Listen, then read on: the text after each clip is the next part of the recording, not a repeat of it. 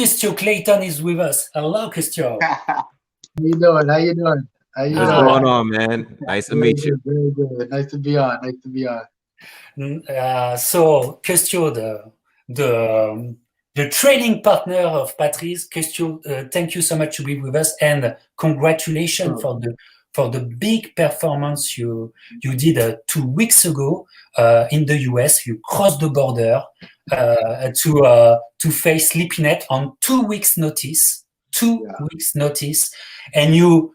I really, seriously, it's a kind of fight, like I say, it's a kind of fight you have to show in every school of boxing. Every school, exactly. Because Custio, you keep your game plan from the beginning to the end. You box so well. You move like I never see you moving like this. It was, in terms of performance, it was a great performance. But thank you. Thank you. But unfortunately, the fight was called a draw. How do you feel about that? Like I said, like I always say, I mean, I know that I won the fight. Like I said, I know the type of performance I put up. But at the end of the day, I mean, this ain't new to me. So I mean, I just gotta take it. I mean, it's sad to see when you train and you work so hard to see that the judges still won't give you a fair shake. I mean, but at the end of the day, all you can do is, like I said, me still stay humble and still. I mean, the rest of the world know that I won the fight. I mean, that's all I can say. Okay, Paul, don't hesitate, and Paul and Patrice, don't hesitate if you have question for Custio. But another question I have for you, because it was on 2 weeks' notice. So, how do you?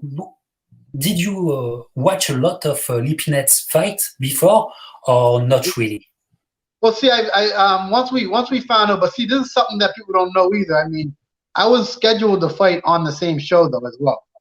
Okay. So I was fighting as well. I mean, no, I wasn't training for him, but at the same time, I mean, like I said, I mean, I knew once we switched up. And the other thing people don't know is I had Patrice for my sparring partner. That was who was working with me for this fight. Which is no, he's not as short as Lipinets was, but my thing was I needed someone that was bigger, that was able to push me and make me work. And that's why I think this was a big thing, because I mean, like I said, that was something that Patrice was able to do. And we knew that Lipinets, from seeing the taste that we seen out of him when he fought Lamont Peterson, when he fought Danny Garcia, Mikey Garcia. Yeah. He's a fighter. He's someone that likes to fight. So we knew that our game plan with a couple weeks notices, we wanted to box. And my thing was to show the world that I can box as well. I mean, most people don't. Every time you see me, you see one side of me. You see me being aggressive, fighting. Yeah. But people don't understand that. People don't understand that I'm someone that loves to box, but I just need someone to come to me. But most people don't. Yeah, you needed the competition in front of you to show all your skills. Exactly. I see, but it was really, really impressive. And like you say, thank you to Patrice for the big work at the gym. For sure, always. Custio, tell me more, because that night another guy did a great performance. In my view, it was your coach. In the corner, he was really calm, really focused, really give you the game plan every step of the fight, you know. And tell me more, Patrice and Custio, about your trainer, Eric Bélanger, because I have the feeling that we will hear a lot about Eric in the future. You will, and that's something that people don't understand. I mean, Eric, I gotta say, is, I mean, like I said, when it comes to boxing, I mean, he's not, like, people don't know him right now, but at the same time, he has a very, very smart mind when it comes to boxing. And the good thing about it is he don't try to get you to do what he don't feel is right. I mean, at the same time, even with that fight, we knew we had a couple weeks to prepare. We studied him a bit, and we knew that we had a game plan. Like, I mean, people say to me, they say, why didn't I fight enough? I'm the type of fighter that I could have fought. Like, I could have stood there and fought with him the whole time. I know that. But that was not our game plan. And one thing about it is, with Eric, is when you have a game plan and you stick with it, like I said, and when if it's working, he'll make sure and let you know, look, we're doing our thing. We know what we're supposed to be doing. And and Ed, you can see he's a calm guy. Like he don't get overly excited. And like I said, I feel that it's a lot that everyone will see from him next. I mean, he keeps his composure. He keeps calm. And like I said, it's been a great job working with him right now. Yeah, yes, it was really impressive to hear.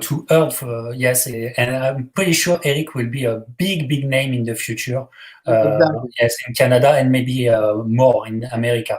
For sure. And seeing what he's doing right now, like I said, with me, and even for Patrice, I mean, like I said, big things coming right now. Like I said, I think right now, in a couple of years, with everything going well, I mean, like I said, he'll be a name that people in Canada expect. I mean, in the world, but at least in Canada, will start really recognizing as a top coach right now. Yeah, and Custio, the feeling I had watching the fight and watching the fight night, it's that my gut feeling is that the Lipinets team around him maybe look down on you, maybe too much. Do you have the same feeling? We saw a couple interviews. Yeah. The way they talked, they didn't sound like it. But even once we got to Connecticut, for some reason, when I got there, I'm telling you that I could see in his face every time I seen him. Yeah. He wasn't comfortable. He wasn't comfortable around me. I'm being real with you. Like every time he's seen us, he didn't feel comfortable at all. And I think we tried to make it that way. Like even in some interviews, they were asking us about how many weeks we had. We kept telling them 5 weeks. We had between 5 weeks. And then Lipinet kept saying he had 2 weeks. And then they were like, well, how did Clayton have 5? So we were trying to play with them as in like, I just wanted to let them know that I didn't just come here to as an opponent. We've been training for this fight, like, trying to play with them a little bit.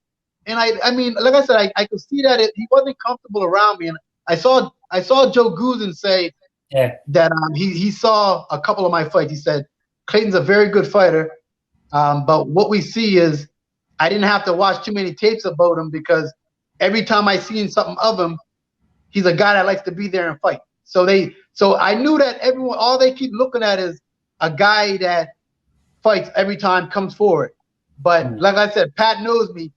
That's way different than what I really am. I mean, I'm a guy like if it was up to me, I would box all the time. But I'm someone that, I mean, I got to do whatever the opponent gives me to do, right?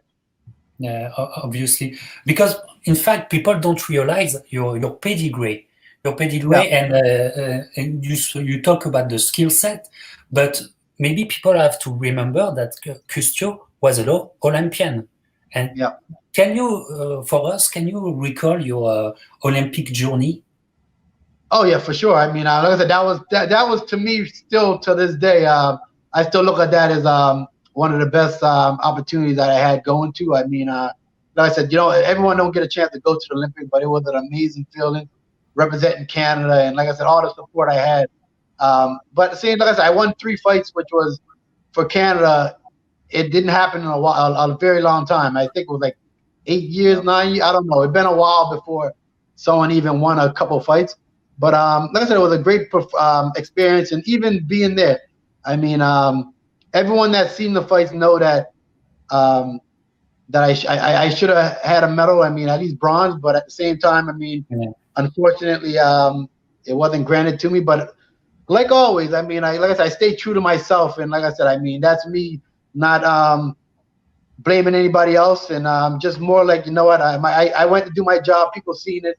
At the end of the day, I mean, I just hope that I just won people hard and showed them who I actually am.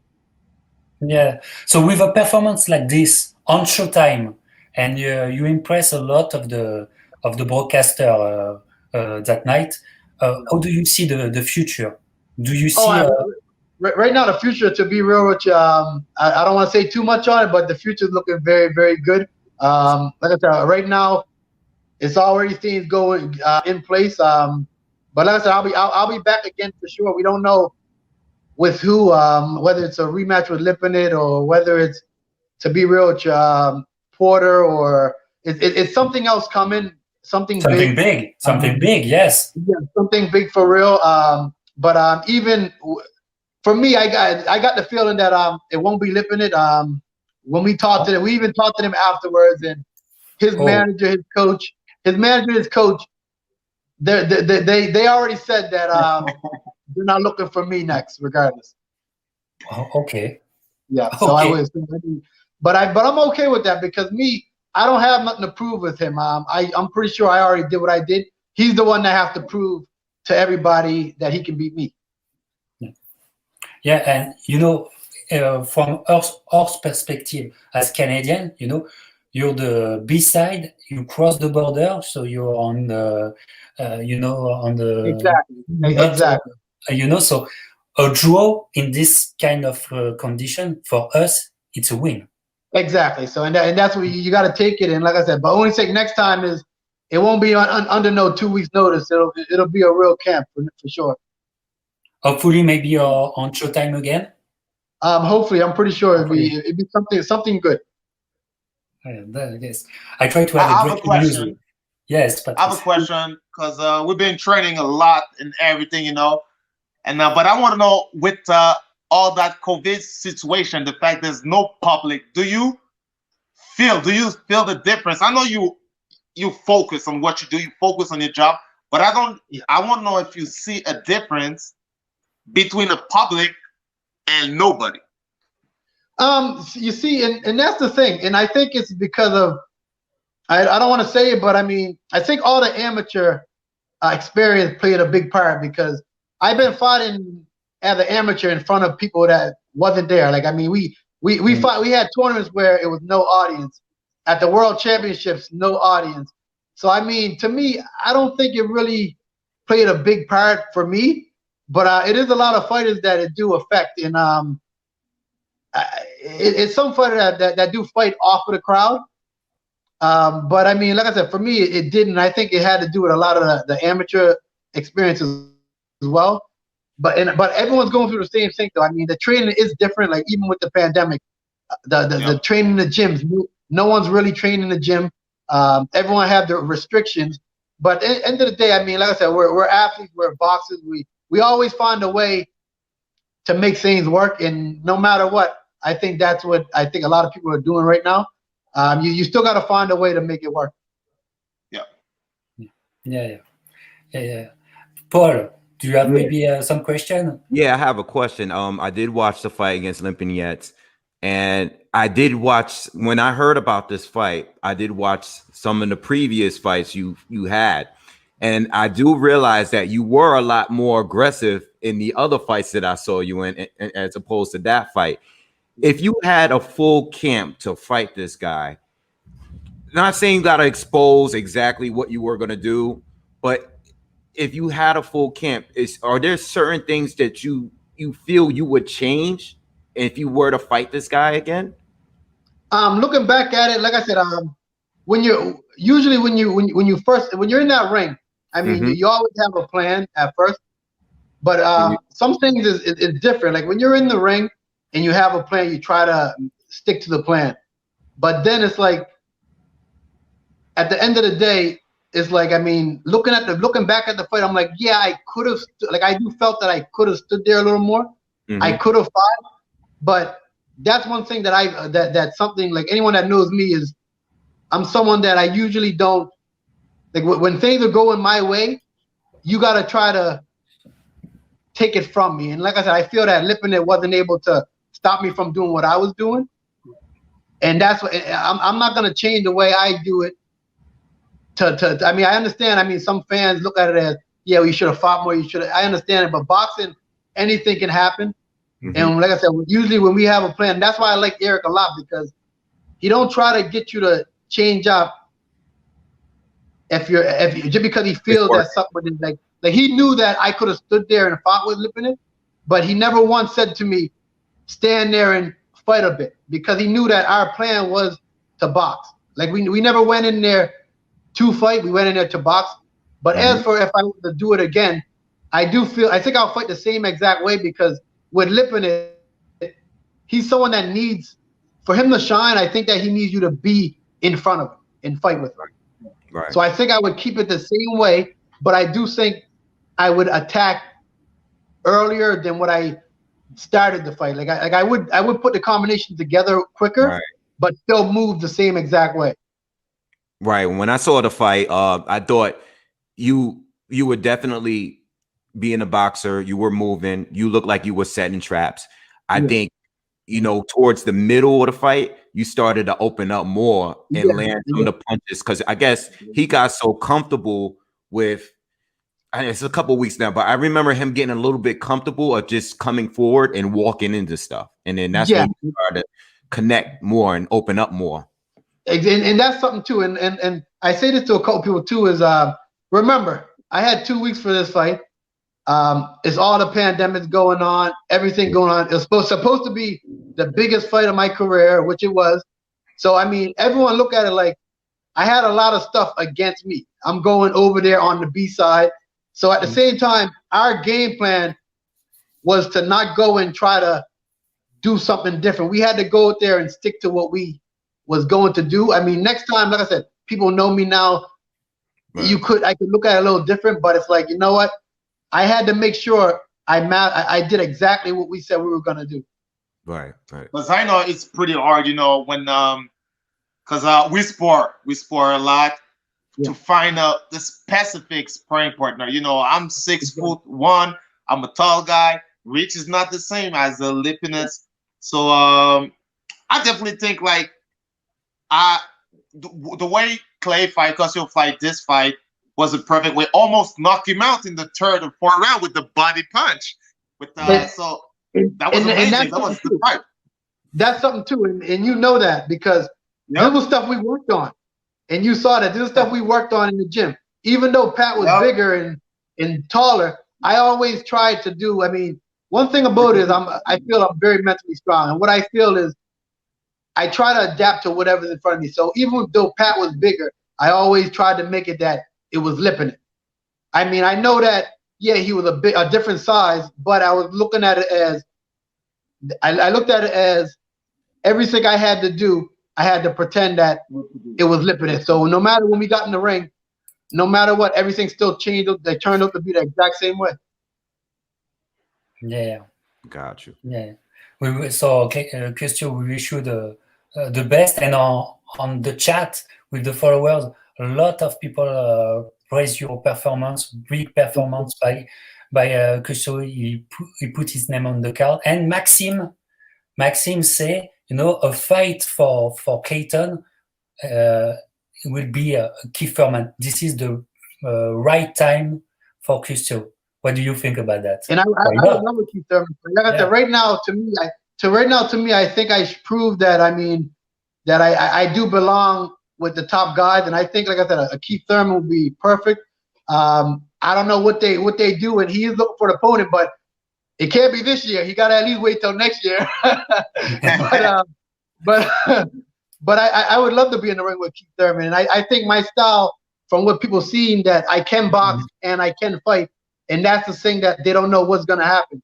If we train for a certain guy, I usually do whatever we train for. If what we train for was to stand there, like, because some fighters you have to be there, that's what I would have trained for. But like I said, I try to adapt to whatever's in front of me. And I would love to fight all of them guys. There's another guy I fight, Ugas. Ugas is a guy that I would like to fight. Like I said, there's a lot of guys out there that I would love to fight. And I think that right now I proved that I belong, and I think we'll get another shot. Okay, Ugas, what do you see in Ugas that you can work on it? Like I said, Ugas is a very good fighter. I mean, you see, he works the body very well. He's a good boxer. I mean, like I said, Cuban, so he still had that Cuban style. So he's a very good boxer. But I mean, like I said, I just think that no one knows what I'll do. I mean, and one thing about me, I do keep my composure very well. And I think no matter what goes on, if I have a plan, I stick to it. And I mean, like I said, I think that would be a very good fight. Yeah. Is there anyone specifically at the welterweight that you would just love to get? I know you would love to get a shot at any of these guys: Thurman, Garcia, Spence, Crawford, Ugas, any of the top guys. You got Kell Brook and Crawford fighting. Is there anyone specific that you would say, damn, this is the guy I really want to fight, like this one guy right here?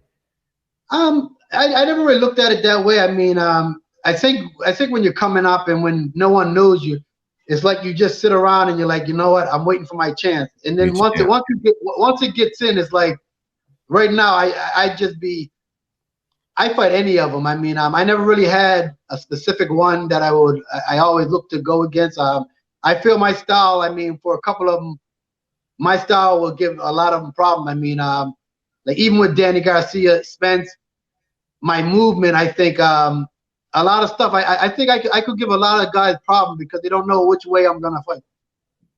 Yeah, I think I personally, I'm sorry, I just want to say, I think personally, I think you would do well against Sean Porter. Yeah, that's someone, to be real to you, that I always looked at him as a guy before that. I'm like, he was rough. He was one of them fighters that I don't feel he's the best boxer, but you always knew that you were going to be in a fight with him. Mm-hmm. But then a couple of fights when I seen him fight Ugas and I seen him fight Garcia, he showed that he wants to box as well. Yeah. So I think with him, he would try to, knowing me, I think he would try to box with me, and I think that would be a problem. I would actually like that type of fight with him. But I think he's at his best when he's aggressive. But I would love that type of fight. I don't know if I'm wrong, but Paul, tell me if I'm wrong, okay? That Clay went to the Olympic and everything, a big name. Should be a big name in boxing since a long time, but I don't know, it's the fact that he's a Canadian boxer. Do American people consider him for the level he is today? Because he went to the Olympic. Yeah, but he's one of the top. Patrice, it's already complicated inside Canada because Custio is from Nova Scotia, Nova Scotia, and it was difficult to make a name in Montreal. He has to change for Toronto. So even in Canada, we have to be agree at one point, when we are. Sometimes people don't want it. So and that's why I think the problem is, even for like a lot of fighters in Canada, I think it comes down to, everyone knows in the U.S. you get the U.S. even like the U.K. everywhere they support. They really support their fighters.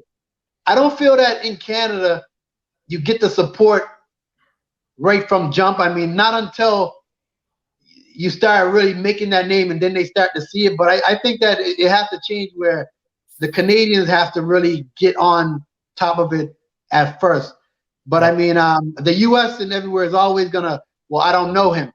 But I mean, until they see you, they're not gonna know you. But I think, and my thing was always to try to build a name in Canada to really make sure not just one province, but all the Canadians. Yeah. And that's what I always tried to make it look at. I think what I will say this is, and we were speaking a little bit about this earlier with Wilder. Americans, believe it or not, a lot of Americans, because there's a lot of fighters that I can name in America that are not known here. Even New York fighters that are not known, that should be known, that were great amateurs that a lot of people don't really know about. But what I will say is that people, I don't know about there, and definitely build your brand in Canada first. That should be the priority, because that's the people that's going to have your back, hold you down at the very end. But what I will say is people are so into everything else outside of the sport itself. Like, they care about how you do in the ring and stuff like that, but they care about social status, messages, like stuff like Ryan Garcia, perfect example. What does he keep bringing up? Oh, I got 5 million followers on Instagram. Like, I'm more popular than you because I have my.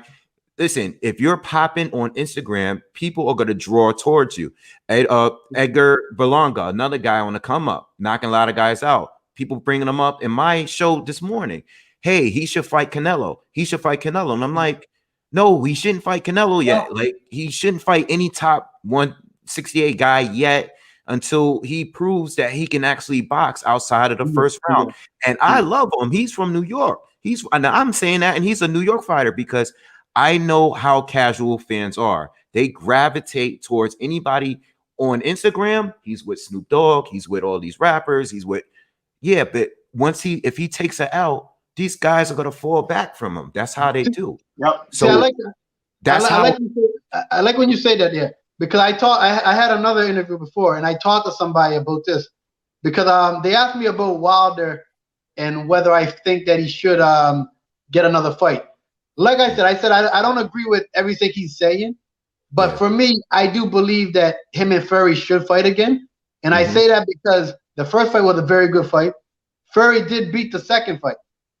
So I'm like, I think he should get another one. But then they were like, what about Joshua? Why should Joshua fight him? I'm like, I say this because Styles makes fights. And I'm like, one thing about it is, yes, Fury did beat him, but that don't mean Joshua would. I'm like, you got to realize that people are like, yeah, but Joshua don't have to fight him now.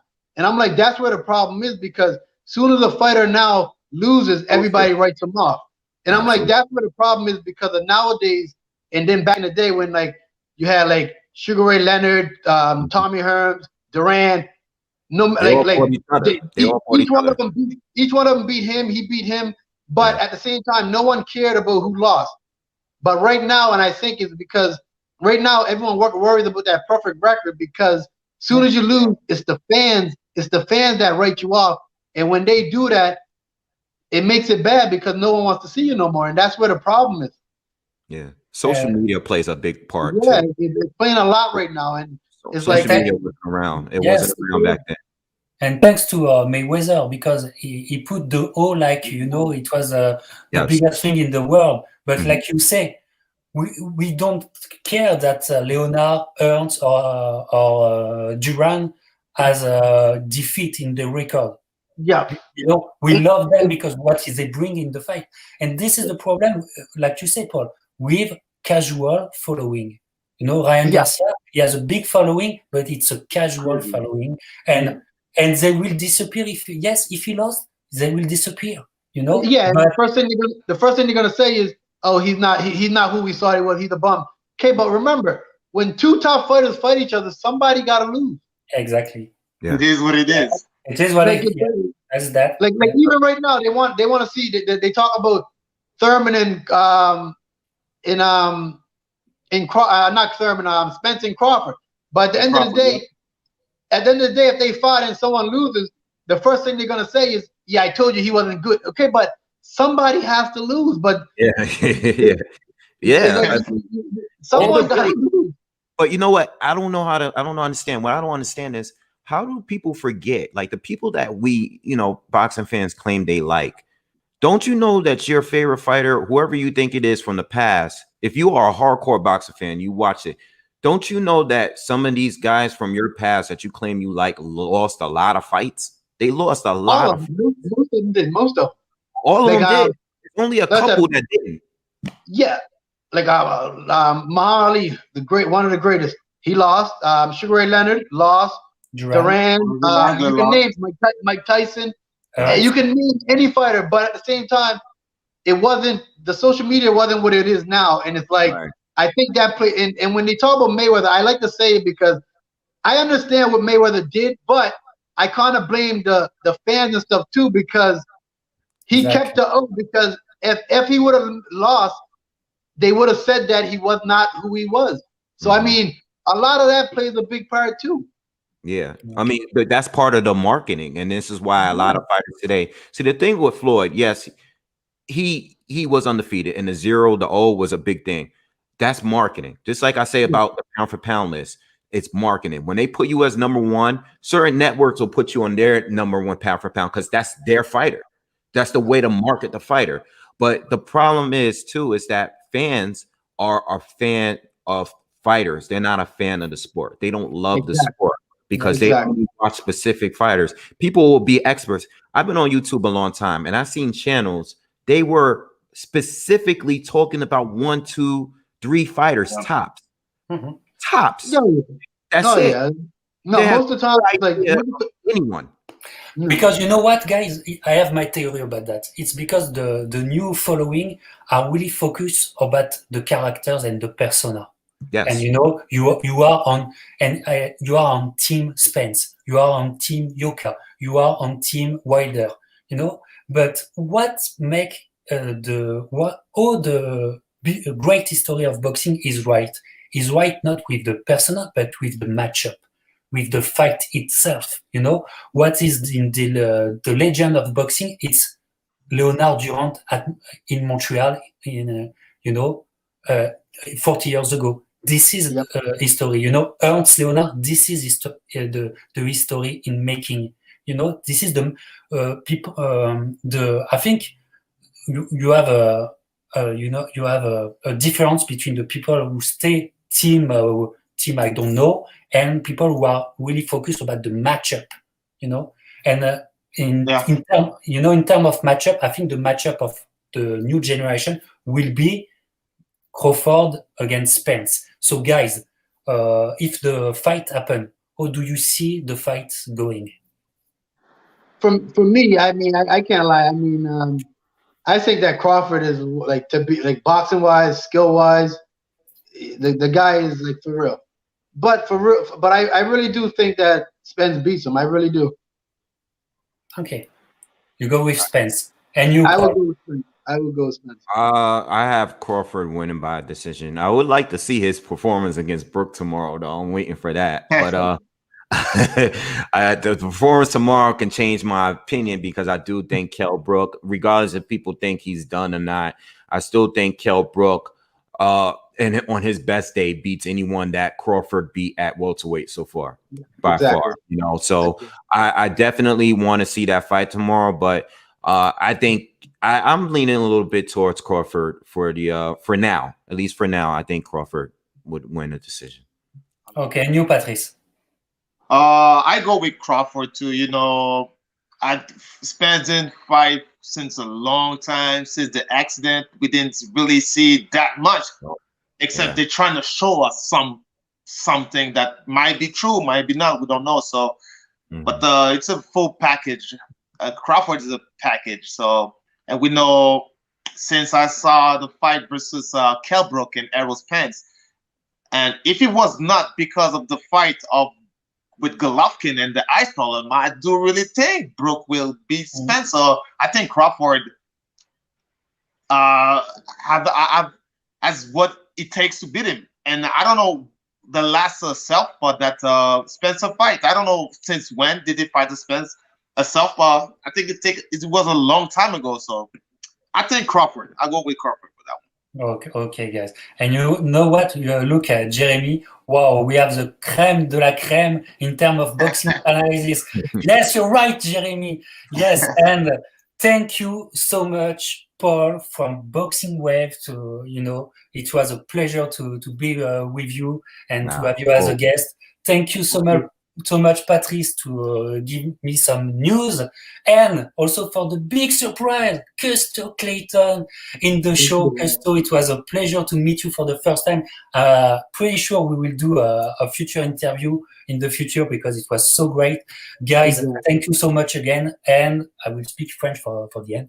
Et les amis, on se retrouve bientôt pour de nouvelles aventures. J'espère que ça vous a plu, parce que c'était exceptionnel. Alors partagez-moi ça. Merci encore, et boum!